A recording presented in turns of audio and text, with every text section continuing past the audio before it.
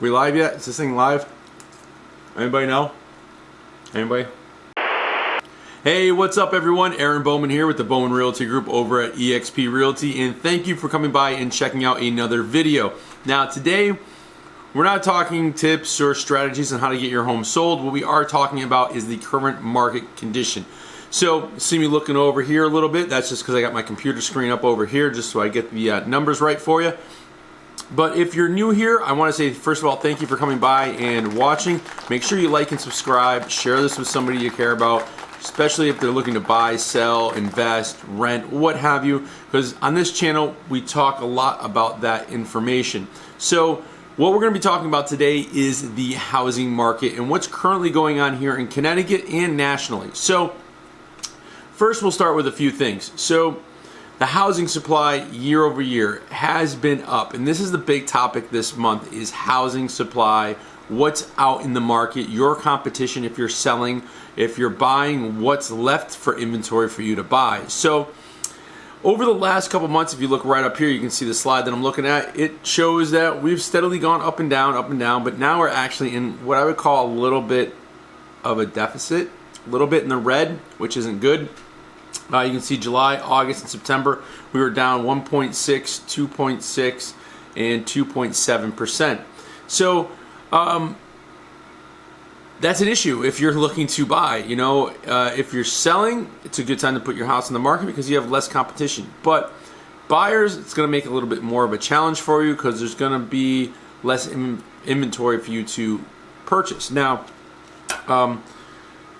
just a quick sip of my coffee here. On a side note, I got this new coffee thing, and I've been making peppermint spice lattes all day, and I can't stop drinking them, so probably seem a little more hyper than normal. But anyways, the thing is, if you look at this slide right here, also that homeowners believe there are more houses for sale this year than in previous, and that's really not the case. One thing that I get a lot, especially this time of year, is people that have their house listed or the listing's about to end saying, hey Aaron, you know, I don't want to list. It was great. Unfortunately, we didn't get it sold in time. I want to take it off the market for the holidays. And I always try to tell everyone that, you know, that's the worst thing you could do, because as we start going through some of these numbers, and you'll start to see that a lot of people have that idea and they pull their houses off the market. So there's still that same buyer pool, but a lot less inventory.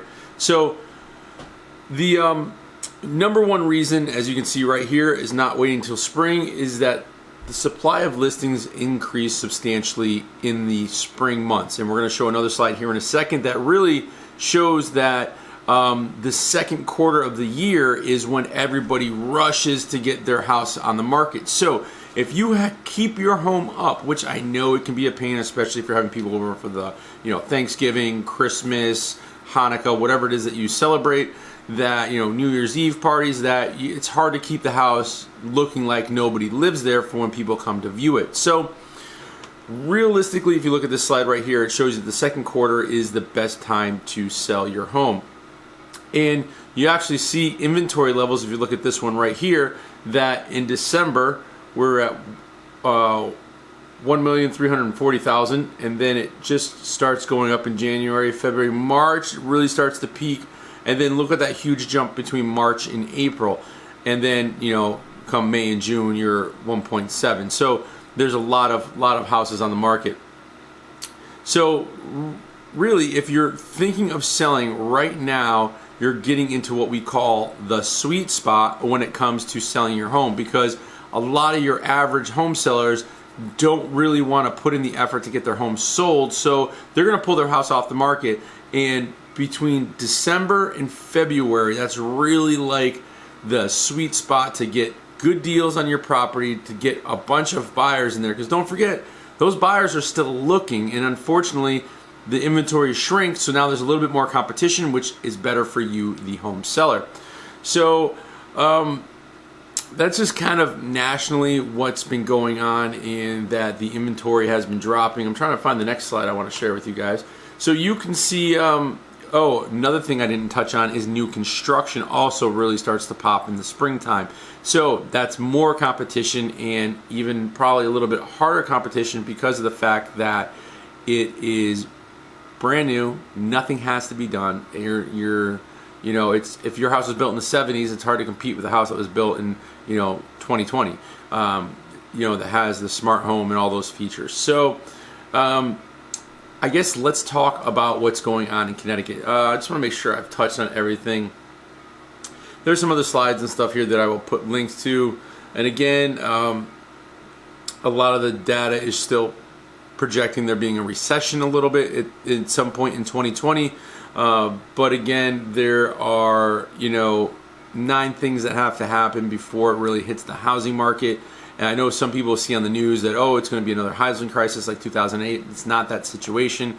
It's just a flux in the market, and that's just what happens. If you look historically over the last 5 recessions, 3 out of those 5 have actually gone up in value. So it's not like the market's going to crash again like in 2008. That was due to all of the predatory lending and the bad loans being made to people's dogs and people that were dead. So yeah, let's talk a little bit about what's going on here in Connecticut, because I don't want to keep this video too long.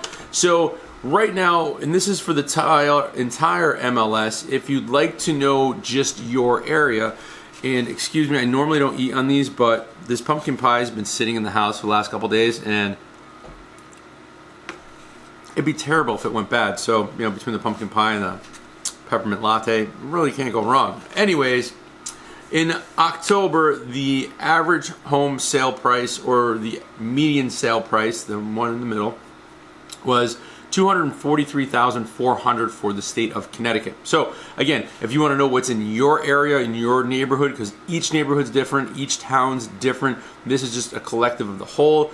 That way there, you know, if somebody really does want to know more, like say you live in East Granby or Greenwich or Fairfield or Tolland or Bolton or Ellington, just let me know down below, and or wherever you're watching this from, direct message or DM, or you can give me a call or text at 860-249-0008. It's one number, or 860-849-9227. That number, that's going to be right up there.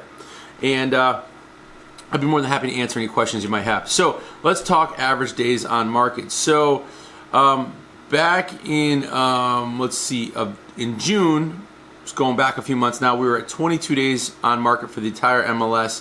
It spiked around March of 2019. So that was June of 2018. I should make that, no, not June of 2019. I'm going back a little bit here just so you have an idea of the fluctuation of the days on market. Then we go to April, let's call April of 2019. We went to 59 days. So we went from 22 to 59 days. So we had like a real short period. Everything was selling really fast. Now we're starting to go back up. Then it dips again down in June of 2019. We go to 43 days on market. And right now in October, we are up to 53 days. Now, that's still not bad. I mean, there are some homes that sit longer. And if your home has been on the market longer than 53 days, definitely talk with your realtor or get a second opinion. Because I'm going to tell you right now, it's 2 things. Well, 3 things. Condition, price, and advertising. That's pretty much it. And there's other videos. If you go on our YouTube channel, you can see where I talk about that. And then, so we're looking at closed sales for the entire MLS. There was, in October, 3,786 closed sales in Connecticut. And that actually is down from August, which was 4,740 closed sales. So just keep that in mind. Things are going to start slowing down, just because it is getting to that holiday season, and a lot of people, unfortunately, like I said earlier, pull their home off the market. Now, this is where I'm going to kind of bring this together for you here. So in September, there was 5.8 months of inventory. So that means in the whole month of September, if nobody listed their house and everybody sold everything that they had listed, there'd be no homes left for sale in Connecticut. There was 5.8 months left for that. Right now, in October, we dipped from 5.8 to 5.4, and you're going to see that dip again come December when I do the November market report. So here's the thing. Let's say we have the 5 months on market, like you know, the five month supply of homes. If you are a homeowner, like I said before, and you are selling, and let's say you look down your street and there's 6 signs up, right? You keep your sign up, those other 5 signs come down, there's still somebody trying to get into your neighborhood. There's still somebody that wants to move into your town. And the chances are you're going to have a better chance of selling, like I said, in those months between January, December, and February, because of the fact that there are no, there's a lot less competition. And,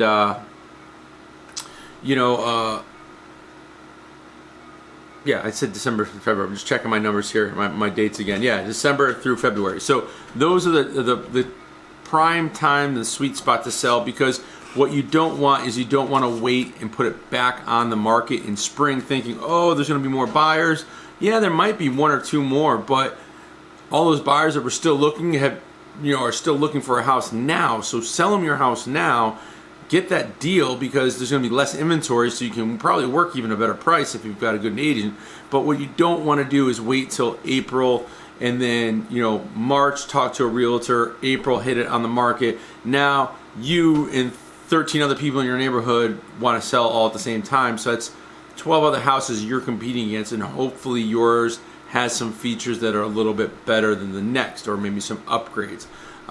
But that's pretty much it. That's what's going on in the state right now and across the country. So unfortunately, people think that there's more homes for sale, but if you look at the numbers, there's actually less homes and less inventory per month. So we're down to 5.4 months of inventory. If nothing else should come on the market, everything would be sold, and nobody would have a home to buy after 5 months from now. So keep that in mind if you're thinking of listing your home in the spring. I would highly suggest that you talk to somebody on my team, whether it's myself or one of my other team members, to talk about the benefits about selling now between December and February, and what that means for you as a home seller. Now, for you home buyers, this is going to get a little tricky right now the next couple months. So get out there, get pre-approved, get your agent showing you a bunch of homes, because you're going to start seeing stuff go a little bit quicker, because there is going to be less inventory, but there's still going to be that same amount of buyers. So if you and 4 of your friends are all looking to buy a house,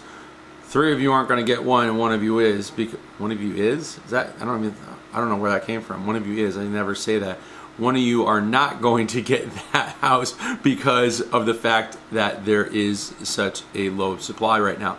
So keep that in mind. Again, as always, if you guys have any questions, please leave them on our Facebook page, leave them in the comments, text us, email us. You can find us anywhere on social media, just about, even TikTok. We're on there. But thanks for watching today's video. Hopefully this brought some insight if you are looking to buy or sell. And this one wasn't that technical with the numbers, but pretty much keep in mind, the bottom line is, crust of the biscuit, however you want to put it, that there is less supply than there is for demand right now. So you want to make sure that if you're thinking of selling your home, you keep it on the market through the holiday season. Thanks a lot for watching. I'm going to go back and finish my pie and my coffee, and we'll see you on the next video.